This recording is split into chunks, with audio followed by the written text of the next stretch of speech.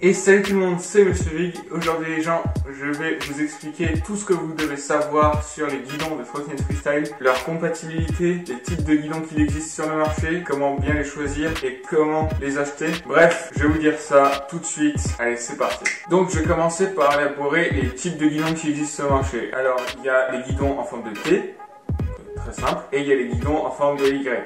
Et ça s'arrête pas là puisqu'il y a deux diamètres possibles pour le tube qui descend sur le guidon. Et ça c'est très important pour la compatibilité, j'en reviendrai plus tard. Donc il y a un type de guidon qui s'appelle standard qui mesure 31,8 mm de diamètre interne dans le tube. Et il y en a un autre un peu plus grand qui mesure 34,9 mm de diamètre interne. Et ça il faut le savoir, c'est hyper important pour la compatibilité. Je vais passer là-dessus maintenant. C'est que pour choisir un guidon, il y aura une grosse partie du choix qui va dépendre de votre système de compression. Si tu ne sais pas ce que c'est un système de compression sur une trottinette freestyle, il y a un lien dans la description de la vidéo pour un tutoriel que j'avais fait il y a hyper longtemps, mais il est bien expliqué, donc va le voir si tu ne t'y connais pas là-dedans. En tout cas, pour résumer un système de compression de trottinette freestyle dans les grandes lignes, c'est une vis qui va se visser dans une fourche pour compresser les deux roulements à billes sur le plateau, pour pas qu'il y ait de jeu avec le guidon en avant comme ça. Ces systèmes de compression, donc, il en existe plusieurs. Il existe le système de compression IHC/HIC. Ce sont deux systèmes de compression très similaires, voire même c'est les mêmes en fait. Sauf que le système de compression IHC sera compatible avec des guidons de 31,8 mm, c'est-à-dire standard. Et sinon, le HIC sera compatible avec un diamètre de guidon de 34,9 mm de diamètre ou oversize. Pour les systèmes de compression IHC et HIC, vous auriez besoin d'une fente dans votre guidon, sinon ça ne fonctionnera pas. Autre système de compression qui existe sur le marché, c'est le SCS. Alors, il pourra prendre tous les diamètres de guidon, sauf que si vous avez une fente dans le guidon, vous serez obligé de mettre ce qu'on appelle un adaptateur. Un adaptateur, c'est quoi? C'est tout simplement un bout de tube qu'on va enfoncer dans le guidon pour que ça reproduise un guidon sans fente. Ou alors vous coupez le guidon à la hauteur de la fente. Dernier système de compression qu'il existe sur le marché, c'est le système ICS. Alors les systèmes ICS,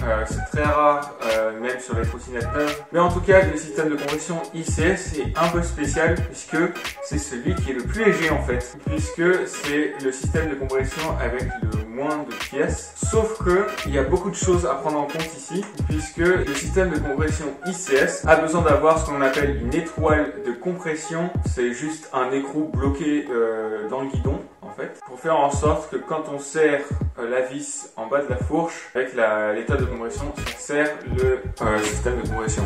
Et pour être sûr que votre guidon soit compatible avec un système de compression ICS, vous devez avoir une fente, vous devez avoir un guidon d'un diamètre standard, c'est-à-dire de 31,8 mm, et vous devez avoir une étoile de compression dedans, ou alors vous pouvez la mettre vous-même, mais ça, je recommanderais plutôt d'aller avoir un magasin de trotte là-dedans, puisque la hauteur de l'étoile de compression peut varier dans un guidon selon les marques. Sinon, la vis elle tourne dans le vide en fait. Dernière chose sur la partie compatibilité, faites attention au guidon en aluminium, puisqu'il y a beaucoup de problèmes de compatibilité à prendre en compte. Puisque en général, comme l'aluminium est un peu moins solide que l'acier et le titane, eh bien les concepteurs ont dû rajouter une épaisseur de tube plus importante que les autres guidons, et du coup on se retrouve avec plein de guidons en diamètre oversize à l'extérieur du tube, mais par contre à l'intérieur du tube on trouvera un diamètre en standard 31,8 mm, puisqu'ils ont besoin de faire le tube du guidon plus épais que les autres, puisque l'aluminium est moins solide que l'acier et le titane. Et du coup il existe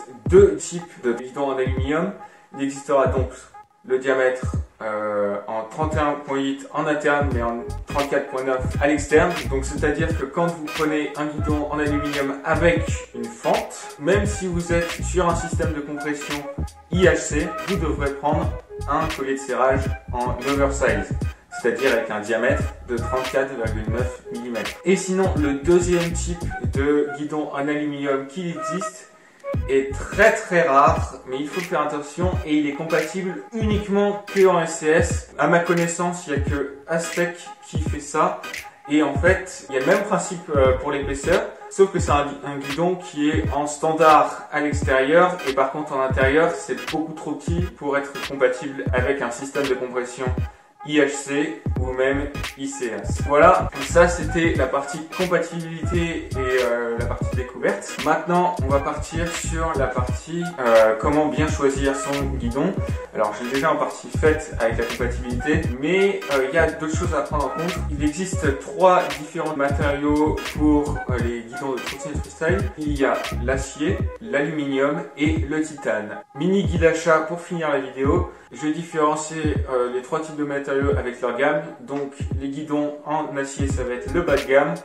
Ce sera bien pour les débutants qui n'ont pas beaucoup d'argent. C'est très solide, ça dure longtemps et c'est pas cher. Donc c'est vraiment bien pour les débutants. Et pour ceux qui n'ont pas beaucoup d'argent, pour des niveaux un peu plus élevés. Ensuite, guidon en aluminium, plus léger que l'acier. Mais par contre moins solide. Donc je le recommanderais à partir d'un niveau intermédiaire. À partir du moment où vous savez atterrir sur vos 2 roues en même temps, vous serez bon de partir de ce côté-là. Parce que si vous atterrissiez pas sur les 2 roues en même temps, eh bien vous allez mettre beaucoup de pression sur votre guidon et les guidons en aluminium, ils fissurent très souvent au niveau de la fente si vous êtes en système IHC. Par exemple, pour les guidons en titane, je recommanderais ça pour les intermédiaires qui veulent se faire plaisir avec un beau guidon qui sont au budget derrière.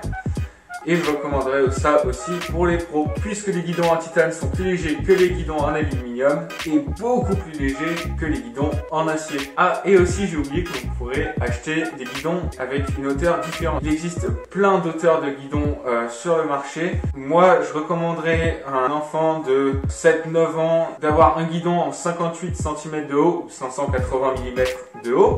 Un enfant de 10 à 12 ans avec un guidon de 62 cm environ de haut ou 620 mm de haut. Et sinon, si vous mesurez à peu près 1m70, je conseillerais de partir sur un guidon de 65 cm de haut. Sinon, si vous êtes plus grand, vous pourriez partir plus haut si vous voulez. En tout cas, moi, c'est ce que je conseille. Vous n'êtes pas obligé de partir sur les dimensions que je vous ai données. Vous pourrez partir selon aussi votre préférence. Et aussi une autre chose à noter sur la hauteur des guidons, c'est que les colliers de serrage SCS vous rajouteront à peu près 2 à 3 cm de hauteur dû à leur forme interne en fait. Donc voilà, j'espère que vous avez aimé cette vidéo. Si vous l'avez aimé, n'oubliez pas de mettre un pouce bleu. Et si vous avez la moindre question sur les guidons, n'hésitez pas à les mettre dans les commentaires. Je réponds tout le temps en ce moment. Sinon, n'oubliez pas de vous abonner et d'activer la cloche des notifications si vous voulez me suivre. C'est gratuit. On se revoit à la prochaine. Ciao, ciao!